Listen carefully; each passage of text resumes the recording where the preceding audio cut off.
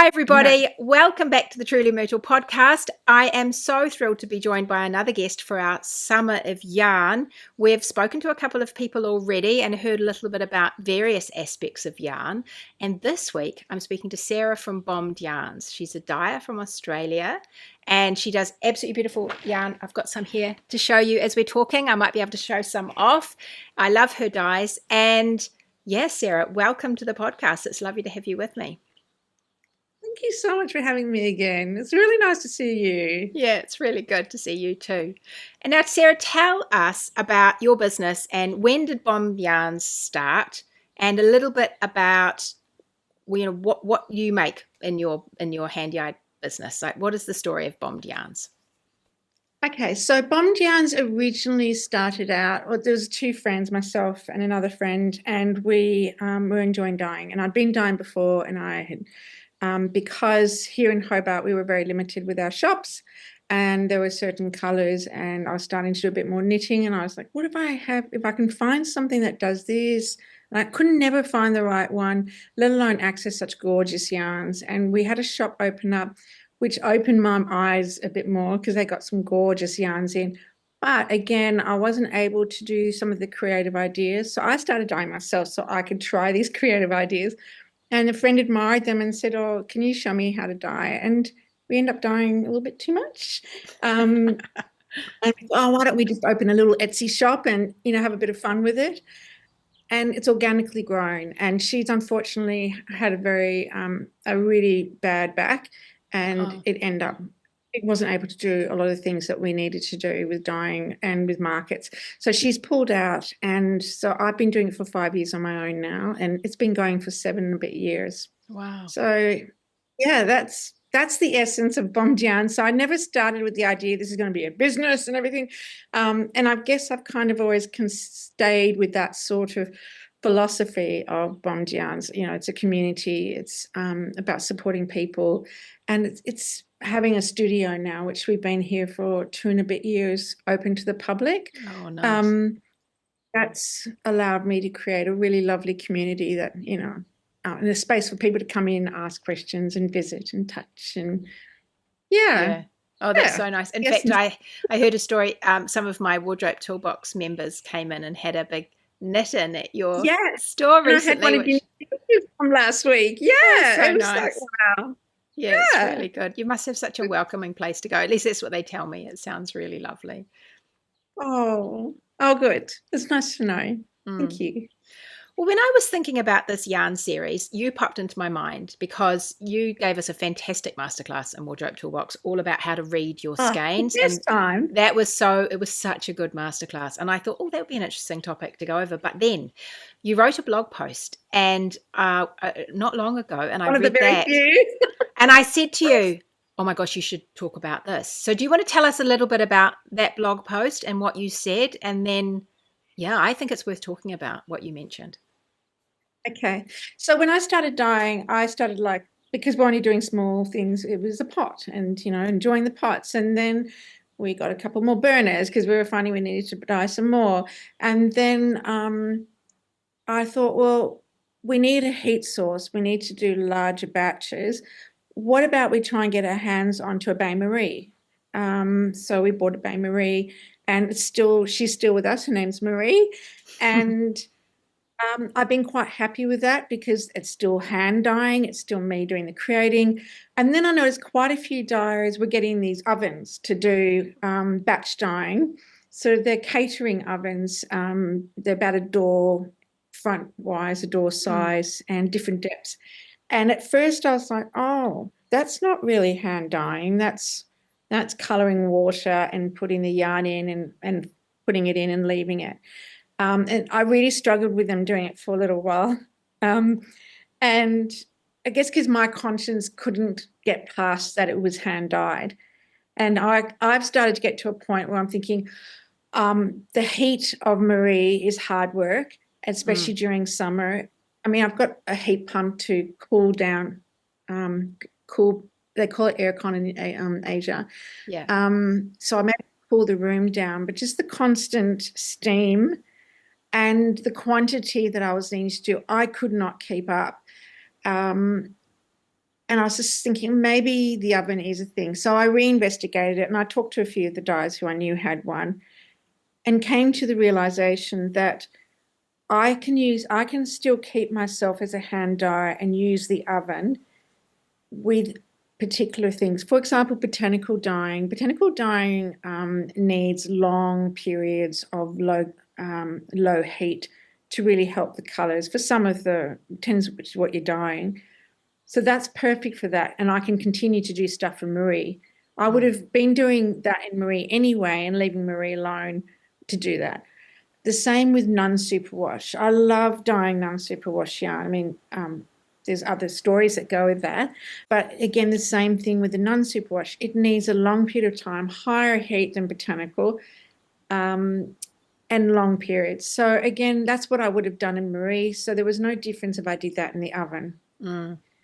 So I'm still very selective what I do in the oven. So my conscience can still say, this is hand dyed. This is not me getting yarn, throwing it in and putting colour into the water and putting it in and leaving it. And then you've got your yarn. So that's. So tell me about so it's interesting you have this picture in your head about what a hand dyer does. So what does it mean to be a hand dyer to you then? Because exactly. And I'm not sure if it means the same for everybody, but what does it mean for you? Well, I guess because I started with a pot and some colours and the yarn, and I had full control. I did everything. I adjusted the temperature. I watched it for ages. I stirred it. I did everything. I was constantly watching, which I still do with my colourways. Is when you have solid colours, you still need to work with your yarn, particularly your superwash. You're going to get tie marks. With non-superwash, because of the way it works, you can still get tie marks, but it still needs that long period. So I can deal with using the oven to do that. But for me, a hand dyer is that I'm devoting my whole. This is actually a very good question because I've never actually tried to pull the layers. That I'm doing something with the yarn. I'm not just adding color, putting the yarn in, putting it in the oven, and leaving it. Wish you warned me about that. I just sprang it on you. I was just thinking about cooking a meal, and I wonder if this might help. So I was thinking there are kind of various ways of cooking a meal as far as I see it. You could buy a ready meal from a supermarket and pop it in the microwave or whatever you do and heat it up. That is one way of putting a meal on the table.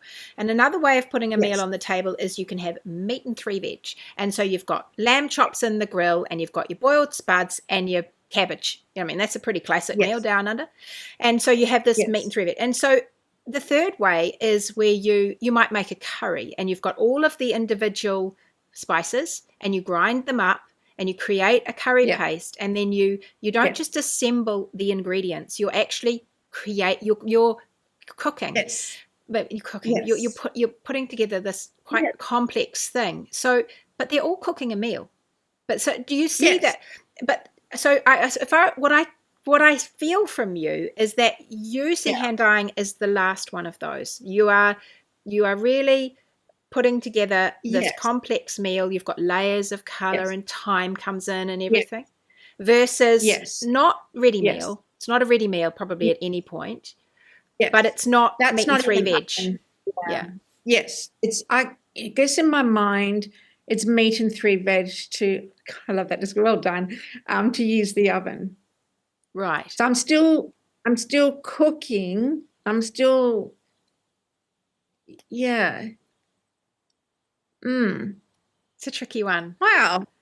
I don't call getting a meal from the supermarket and putting it in the microwave cooking either. To me, that's not hand cooking, but some people it will be. For some people it will be. And it serves the same purpose, doesn't it? Meal is on the table. Exactly. Yarn is in your hands.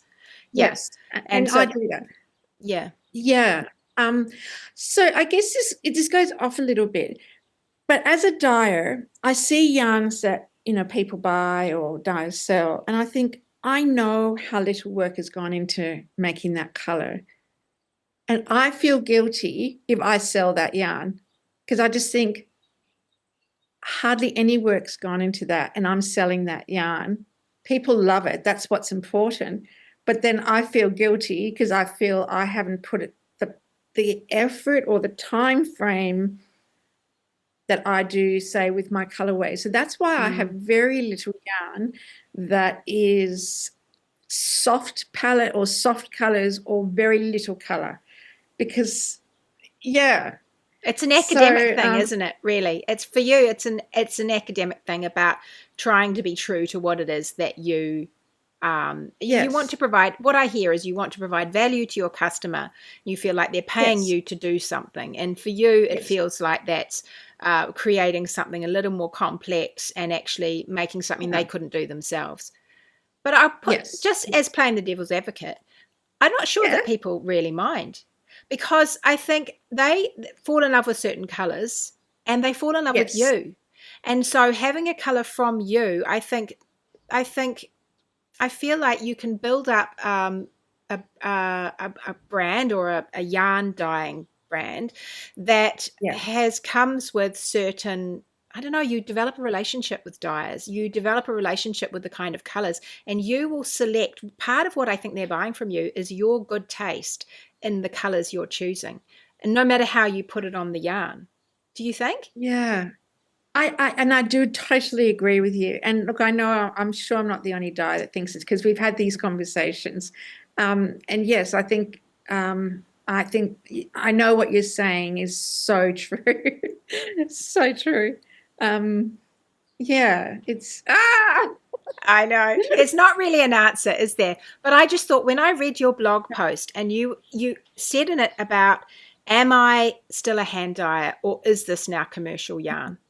And so I don't think it's commercial. Yeah, right. I'm not producing large quantities. Like when we have the Australian show here, Bendigo show, and I plan to go there. The amount of dyeing that I've got to do for that, and the quantity in those colors, I find that really, it's a 6-month process for me to achieve that, to get there with the quantity. And I feel like I'm not commercial, but when I do it, I think, am I going against what is my being about what I do? But then my colorways are regular. So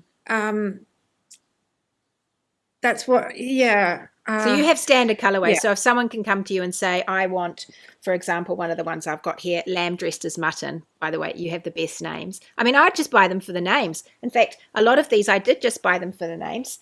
This one, excuse me while I kiss this guy.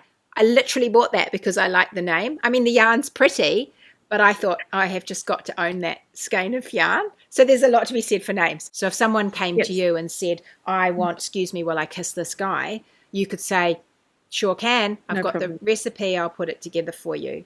I also mentioned in my post, I was saying that, I've seen how some commercial companies, like there's an Australian yarn company who dyes their own yarns and sells it, and they also dyed undyed.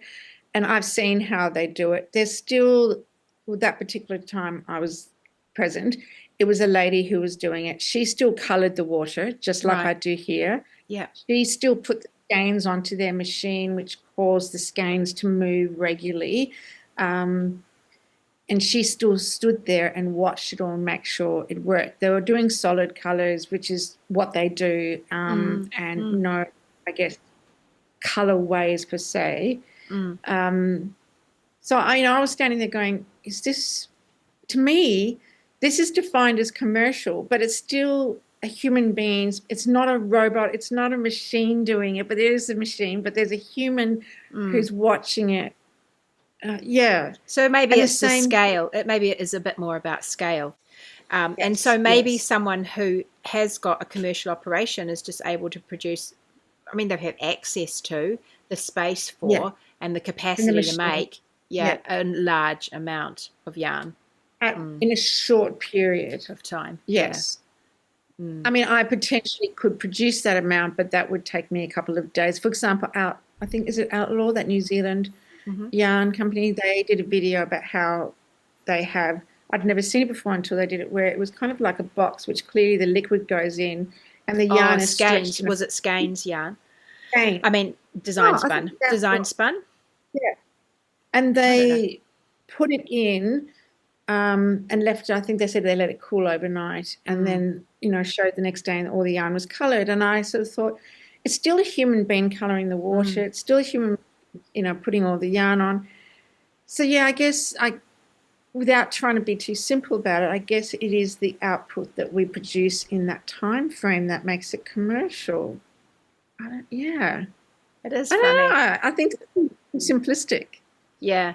I think there'll be other Yeah. dyers having this sort of feeling too. Particularly, I feel like the Yes. market has got to a point where there's a lot of choice for people, and so if you're trying to carve out your niche and say this is what I do, this is what's special about what I do, and you're offering something unique to you, then I guess yeah,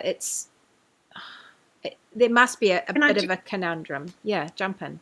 yeah, and I do have people who ask me to do particular colors for them, and they love a particular color, and then they say, I really like the pinks in it. Are you able to make it more pinky, or are you able to have a solid pink and the speckles? And I go, sure.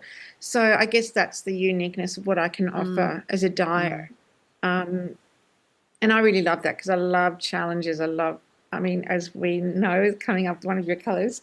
Yeah, Um, yeah, yeah. yeah, Yeah, no, exactly. So I think I can hear a few things in there. One about the scalability of it, and another one about being nimble so you can and having that relationship with your consumers, your customers, so that you can meet their needs. And you've got, even though you have, producing a large amount of yarn takes you longer, you can just pivot and do something really special for someone really yes, quickly. yeah. Yeah.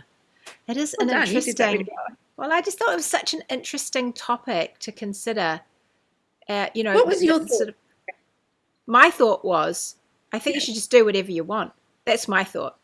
I that think doesn't answer the question. I just thought um, I just What when makes I it first read it, commercial? I thought I thought to myself, as a customer from the other side, I don't mind what you call yourself, but I just want your lovely yarn, and I don't really mind Thank how you. you make it. I just because, like I said before, I'll buy something that has a great name, or the whole, as my kids would say, the vibe of it. Like the vibe of it Yeah, is, I enjoy that too, because for me, knitting, there's so many aspects of it that I love, but one of them is yeah, getting to yeah, know people that are producing the goods yeah, and yeah. feeling their story, hearing the story, buying things with a story. I love that. I love the story about things. And so when I read your post, I thought, I think you should just do you, Sarah. That's what I thought. I don't think Yeah, it matters. But I, yeah. but I am, yeah, I was really curious to hear that it was something that you were wrestling with, and the Oh, purchasing of more equipment was something that mm, was making you stop and think, okay, well, how is this going to work for me and what I want to do? yes, Mm, yes, yeah. And I don't wrestle as much now because I've made the decision, and I've been using it in ways that I still feel mm, I'm not doing a slapdash job, and yeah. I'm doing what's right for the person who buys it. So you've, But also you've really made me think a bit more about my attitude about the amount of work I put into a yarn, and that it's okay to sell yarn that doesn't require as much time or work to produce that color. That's I interesting. I almost mean, think that's essential, because the colorways mm, that take such a long period of time, I think we should be. I mhm. mean, if we were paying by the hour, we would be paying a lot more than them. And so, to Oh, create totally. that balance, Mm, to me, it seems like an essential part of the business, that you have a core product or something that yeah. balances out some of those highly labor intensive things. I mean, I think about dyers doing self striping sock yarn. That's just Oh, I mean, out of control, isn't it? been there, done that. Yeah, and Yeah, I yeah, don't, because tell yeah. us I how like. you tell everyone who doesn't know how you would make a self striping sock yarn. Not that you do it anymore, but I mean, that's another whole thing in itself. It is. And there's two major ways that you do it. One way being that Yarns by Alex, who's based in Launceston here in Tasmania, she is very generous in how much she shares on Instagram, but how she does it, where she will have two post, and she will walk that post until she gets 100 grams. I mean, which is insane because That's the time for her to do that would be, Yeah. it will be 15 to 20 minutes at least each skein. Yeah. And then she's dyeing the skein, and because of the length, she's able to control, well, I know this so many meters will produce 1 row or 2 rows, so I will dye that much of each part. So depending on what length she wants, how many colors, that's why she does that. That's one way. Then you've got to, once you make sure you dye it so it doesn't bleed into the other colors and it's all clean, and then you're having to boil it up. Boiling itself, if you don't get it messy, takes a while. So, you know, it's crazy. The other way is that you get a skein, it's sort of like a warping board, and you warp your color, you go down, warp your next color, and keep doing that, and then you dye each bead.